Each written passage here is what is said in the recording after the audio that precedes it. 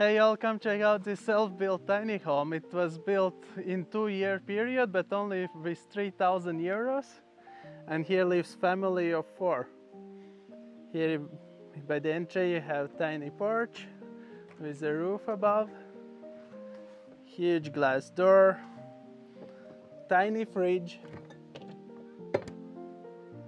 kitchen, all windows and lots of other stuff is recycled. This is the table that can be removed and put right by the window. It has huge bed, 2 by 2 meters. Under the bed is lots of storage.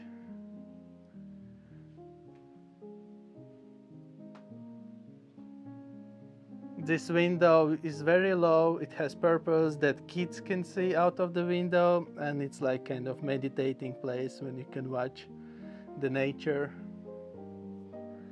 And a wood stove for cozy winter nights.